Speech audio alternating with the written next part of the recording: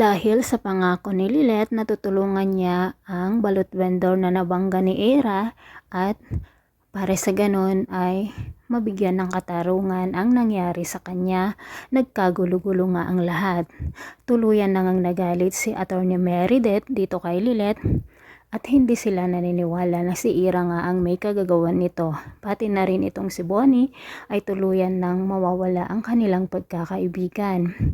Nang kinakausap ni Meredith si Lilet at minumura ito, biglang dumating si Calorena at ipinagtanggol na naman po ang ating bida. Dahil nga sa pangyayaring ito, sinabihan ni Lorena ang kanyang asawa na si Constantino na siya ang hahawak dito sa kaso ng matanda noong nandoon sila sa ospital at binisita ito.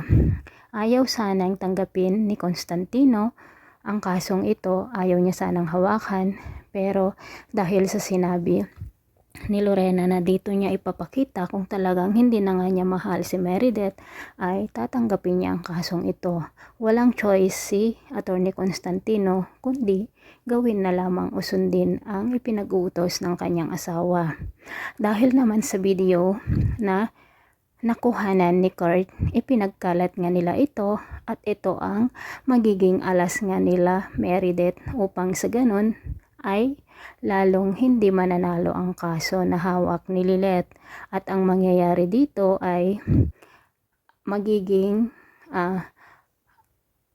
malalantad ang lahat na sinisiraan lang ni Lilet si Ira dahil nga sa pagmamahal niya kay Bonnie. At dahil na rin po sa videong ito, magagalit naman sila Lorena at Constantino kay Lilet.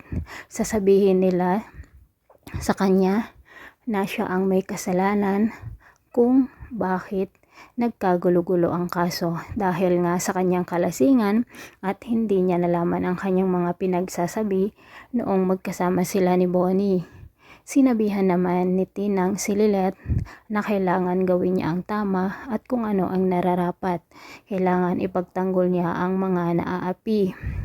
At doon naman po sa event na kung saan ay nandoon o event ni Trixie at Patricia, sinabi nga ng kanyang assistant na kailangan mag-imbita sila ng mga malalakas o matataas sikat na mga tao kagaya nila Attorney Constantino De Leon. Pumayag naman si Patricia dito sa suggest ng kanyang assistant.